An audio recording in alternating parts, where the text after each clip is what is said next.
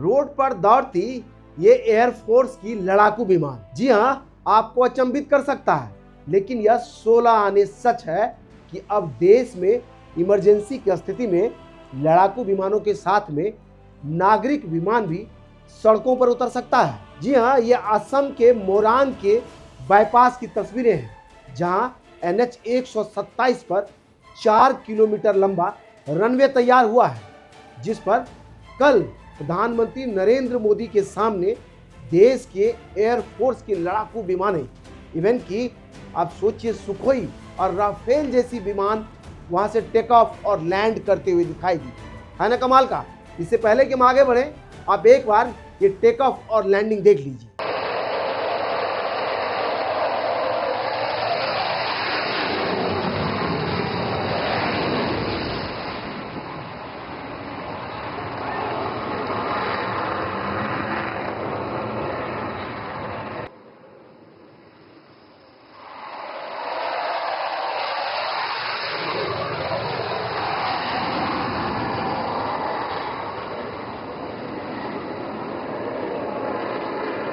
जी हाँ, national highway 127 Assam का मोरंग का यह बाईपास, जहां 4.2 किलोमीटर लंबा यह रनवे रोड पर तैयार हुआ है। जहां देखिए खुद प्रधानमंत्री नरेंद्र मोदी, साथ में आसाम के मुख्यमंत्री हेमंत बिश्व शर्मा, और वहां राफेल और सुखोई जैसा विमान रोड पर दौड़ती हुई नजर आ रही है। इतना ही नहीं, जब भी कभी आपात स्थिति होगा, यहाँ इन विमानों की इमरजेंसी लैंडिंग हो सकेगी। साथ ही जरूरत हुआ तो आम लोगों का नागरिक विमान भी यहाँ उतारा जा सकेगा। देश में ऐसा पहली बार है। इससे पहले कई रोड पर एयर स्ट्रिप बनाए गए, जहाँ सिर्फ एयरफोर्स के विमान को उतारा जा सकता था, लेकिन पहली बार असम में इस तरह का एयर स्ट्रिप तैयार हुआ है, जहाँ नागरिक विमानों को भी इमरजेंसी की स्थिति में उतारा जा सकता है। ऐसी तस्वीरों की शुरुआत तब हुई जब हरकुलस C-130 सबसे पहले प्रधानमंत्री नरेंद्र मोदी को लेकर के इस रोड पर लैंड करने के लिए पहुंची। तस्वीरें आप देखिए, क्या जबरदस्त दिख रहा है ये। और यह विमान लैंड करते ही इसी एयर स्ट्रिप पर आकर के रुकी, जहां प्रधानमंत्री नरेंद्र मोदी इस विमान से नीचे उतरे और इस कार्यक्रम का हिस्सा बने। है ना कमाल का। जब देश की सड़कों पर प्रधानमंत्री नरेंद्र मोदी का एयरक्राफ्ट लैंड हो जाए, तो समझ लीजिए कि देश किस तरह से बदल रहा है।